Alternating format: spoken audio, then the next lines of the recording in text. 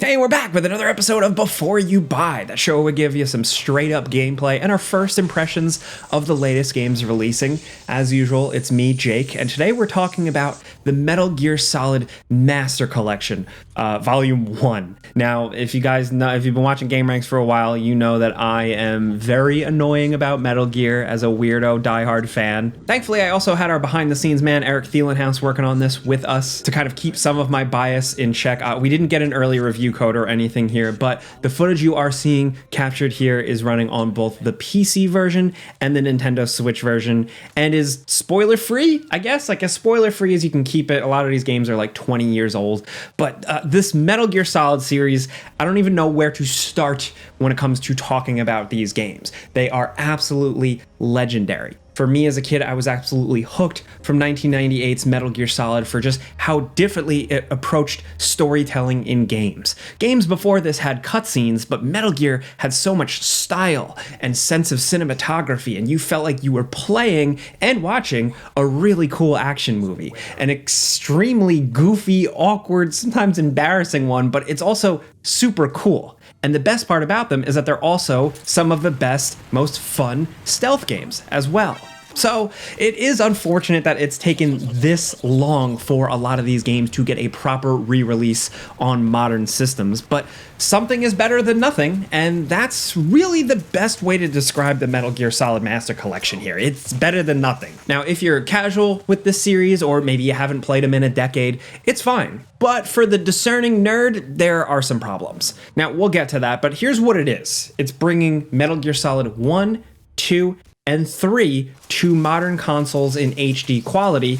And in this case, it's kind of literally because the Metal Gear Solid 2 and Metal Gear Solid 3 are just straight up ports of the HD collections from like the Xbox 360 PS3 days, specifically done by Bluepoint. Like, it's like to the point where even the info on the start screens are the same. So they just ported that over here. They were pretty good ports, little tiny things aside, so that's good. So you're not technically getting the original version of the games or the enhanced versions titled Metal Gear Solid 2 Substance and Metal Gear Solid 3 Subsistence, but like this newer version of both games, missing some features, some compromises. I mean, in Metal Gear Solid 1, it seems like it has the version where Johnny has pants on instead of like a pixelated, blurred out nudity, and this is unacceptable censorship that I will not stand for. So there is still evidence of Konami making some weird little decisions here and there, and again, this is first impressions. I expect as more people work their way through the game, we might discover other little things like this, or even glitches or bugs. Hey, shut up in there, will ya? The version of Metal Gear Solid 2 included with this collection is missing that skating MIDI game that was kind of a demo for a weird Konami skateboarding game. And then Metal Gear Solid 3 on here is missing the boss duel mode and the online, Metal Gear Online, and Snake versus Monkey. I mean, and some of this is understandable because, I mean, Snake versus Monkey, it was like a weird Sony Ape Escape licensing thing. I don't think it's too big of a deal. I think what is a big deal is that the collection does finally let people play the original Metal Gear Solid on Xbox and Nintendo Switch. It's worth noting that that HD collection only had Metal Gear Solid 1 on PlayStation 3. So that's good. And along with the first 3 Metal Gear Solid games, you get the 2 original Metal Gear games, the NES Metal Gear and its non-canon sequel, Snake's Revenge, and then all this like bonus material stuff. And we gotta say up front, the presentation is super slick. You get this overlay for all the games where you can then pick your game, look at bonus material, and check settings. You can even select different versions of the game, like Metal Gear Solid or Metal Gear Solid Integral, which like is not something really worth taking the time to explain in this video, but the fact that's there, multiple language options, the ability to kind of like digitally access some of the game's instruction manuals is pretty decent. The presentation, all this stuff is probably some of the better things we can say about this collection. You know, there are these nice menus that match the vibe of Metal Gear. There are these new master documents. There's like like essentially screenplays, like all these fun little things you can dive into that give you character bios, plot information, Yoji Shinkawa's art from the original games, and then you can also access some stuff that hasn't been available on collections like this, like the Ashley Wood graphic novel stuff. Like some of that is pretty decent to have here, and I commend them for that. That's where the work was really put in here. Some of it might not come off too impressive to some of you, like it's just plot summaries and like little extra bits of information, character quotes, but it's there. I liked it. You can argue that it's not a ton of stuff, but like I had mentioned, each game does have a script you can read through if you want, and there's like a soundtrack that has a few random tracks for every game that you can have play while you read through. And again, with all of that stuff, and then them including every version of Metal Gear Solid, you know, the base game, integral, VR missions, bonus missions, all that stuff, I really like seeing that in terms of things being actually collected in a master collection. But if you want to compare it for like the real content, the actual games, compared to the HD collections we've had in the past, this is pretty lacking. Like that didn't just include the first 3 games. They also had Peace Walker and Metal Gear Solid 4 on the PS3 version, all for the same price in 2011 that they're selling for this in 2023. It's the usual problem, you know, it's the usual typical Konami crap.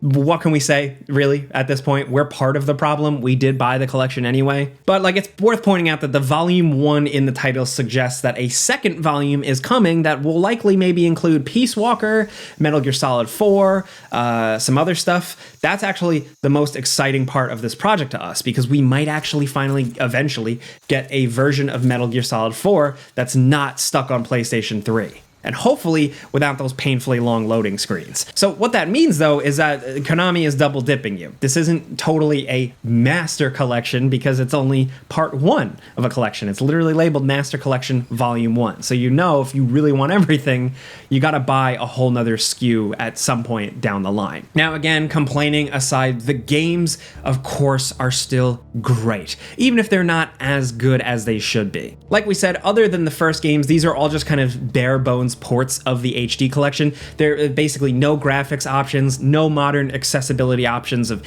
any kind. Like there are no frills re-releases of HD collection versions of these games, and that's really it. Like if you're a newbie coming into this series wanting to see what the big deal is with Metal Gear, you can get this and you'll be able to play them and have fun. I don't know what kind of fun you're gonna have. I don't know, like as a Metal Gear fan, I don't know what it's like to go into these games totally fresh. You might be confused, frustrated, I don't know, but I still think it's worth persevering. If you play one and you think it's weird, just keep going, keep trying. Because these games are games that were made before like the quote-unquote video game rules were roughly established, you know, before games really stuck to similar control schemes. Even at the time, these games kind of felt weird to control. They've always kind of done their own thing from like literally the start menu, but it does stand out more now, especially if you've never touched them. Now, the first game released back in 1998 was a revolution, you know, like I had said at the start. The presentation, the story, the voice acting, it was ahead of its time. The gameplay may feel extremely simple now, but I think it holds up surprisingly well compared to other stealth games that attempt to be more ambitious. It's actually pretty simple here. And then with the level design, the way you progress through the areas, it all kind of feels like a nicely built, put together Rubik's Cube of game design. Like I said, there is a learning curve to all of them. Shooting can sometimes be frustrating, but the biggest learning curve, and I think the funniest thing, is the story. I mean, it's messy, it's goofy, it's weird, but at times it is incredibly interesting, surprisingly poignant, and has something to say. Also, the characters are just cool. Everybody is badass or funny, and that works. One thing Metal Gear Solid 1 includes is this additional menu you can access while in-game, which lets you adjust settings and look at the manual. It's a nice inclusion that, I mean, let's be honest here, they had to include it because it's actually necessary to progress at certain parts of the game. It would have been nice to have the menu appear in Metal Gear Solid 2 and 3, but it isn't. You have to access them a different way. They weren't in the HD version, so it's not like they're going to add it in here. So moving on from the first game, the sequel does double up on the absurdity and the stealth. So when you do play them back to back, you can see how much the series has evolved, from the graphics to the gameplay, which arguably for 2 and 3 really hold up more. So in 2, enemies are smarter here, they escalate, they're more intense, and the story goes in some wild places that the series never really really goes too far into. Again, it's got a lot of meta commentary about sequels, the state of the information age, the military-industrial complex. It's crazy. And then the third game is undoubtedly, for so many people, the best. And I'd argue that basically anyone can enjoy if you like stealth games and can get past some growing pains with the controls. This is a prequel, and it has you play as technically a series' villain, Big Boss, in the 60s before he becomes a bad guy, and it tells the series' most relatively grounded story. I mean, grounded for this is still a reach. It's still filled with weird absurdities like spooky ghosts and guys who shoot bees at you. But the kooky 60s setting makes it all feel kind of appropriate somehow, and it's just a really compelling adventure. Now, this collection includes the version of the game with the 360-degree camera, making it the most modern-feeling game in the series. Even if, you remember, it's still a PlayStation 2 game at heart, you're technically getting what is arguably the better version compared to the original PlayStation 2 version that you would go out and buy back in the day. Honestly, the people who are going to get the most out of this collection are people who are nostalgic for the original games. They still have value today, and they did a lot of things that modern games could still learn from, but ultimately they're like time capsules. Konami has done really not a lot to modernize these games. They didn't even try to upscale some of the pre-rendered video. They're mostly in-engine cutscenes, so it's not terrible, but the parts where it switches to full motion video, it kind of feels like full-on glaucoma vision. Like it's a mess. So on the one hand, we're glad that they didn't try and go back and re-edit things or cut content or try to make it more welcoming to a newer audience. We'd rather have the games as they were, warts and all. But the problem is that they aren't quite. Metal Gear Solid 1 isn't the version that a lot of us played back in the day. For some reason, it defaults to the PAL version running 30 FPS. And then my biggest personal issue is that the port of Metal Gear Solid 1 just does not look good. I've seen it looking better elsewhere. You can just kind of get it on PC with a couple of mods and you're good to go. I'll even go to say as far as like you don't even need mods. Like a DuckStation emulator does a better job. You see a lot more of the jagged edges. You see seams tearing apart here. It's just not a good port of Metal Gear Solid 1. And if you're intimate with that game, you will notice. If you're not going to care, and I'm going to sound annoying. And in terms of other things they put in, it's cute that Snake's Revenge is here, but like, what about the Game Boy Metal Gear Solid game? That was actually pretty awesome. They should add that to a collection. Or, Portable Ops. That would be a good ad. It's never really been released outside of the PSP, but of course that would mean they'd have to like hire people to port the game over, and I guess that's what they were looking to try and avoid as much as possible here. They just wanted to kind of port over stuff and reissue these 20-year-old games. So again, good to have them on the platform. And like, you think with these being that old, like they would run without issues. And at least for us playing on PC, they've run just fine. But with these being PS2 games, it would have been nice for this price tag to see all of them running at higher frame rates and resolutions, Like, the more we play, the more weird stuff pops up. I mean, the fact that while we said it's running all right on PC, when you look closely, you realize that it's stuck at 720p for Metal Gear Solid 2 and 3. I don't know if that's a glitch because the game was advertised for 1080p, which still, we want even more than 1080p. But the fact that it's mostly 720 right now, what is going on? That's probably a bug that'll get patched soon, but still not good. The Switch version in particular is 30 frames per second for games this old that ran 60 on the original hardware. We know they can do better than that, and we've seen a lot of games ported to Nintendo Switch that look and play much better than this, much smoother. Now, Konami has promised that some issues here and there will be patched in the future, so maybe they could at least fix some of the slowdown with the Switch version. We only saw it a little bit here and there, but it is there.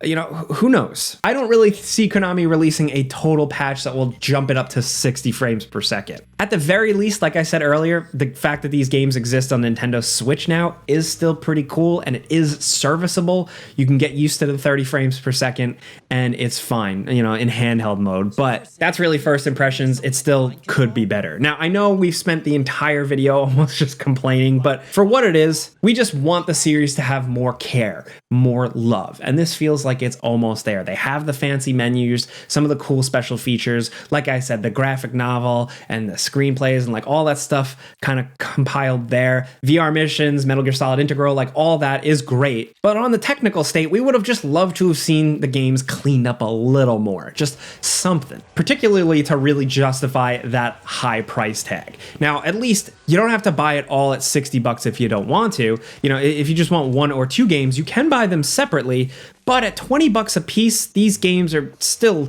pretty expensive for what you're getting. It's still a lot of fun to go back and revisit these games, and it's really exciting to see the original Metal Gear Solid 1 running on non-Sony systems, and a lot of people are going to be able to jump into that for the first time, and I hope we get new Metal Gear fans out of this, and I really hope I didn't scare them away. This collection is a bit thrown together, but it's serviceable, so if you want an excuse to revisit these games, then it's fine. But we're really hoping that Konami can start taking Metal Gear Solid really serious again and give it the true love and care and preservation that it deserves. This is going to release, and then 2 years from now, we're going to get Volume 2 for another $60, and then a year after that, you're going to be able to buy it all in one, and we're just going to keep spending money, or they're going to at least keep asking us to. Hey, I know we're being cynical, but I really hope if this is what you jump into for the first time, you enjoy Metal Gear Solid. It is the reason I am here. Not like on this earth, but Metal Gear Solid is the reason I am talking to you in a video. It is the game that inspired me. It is the game that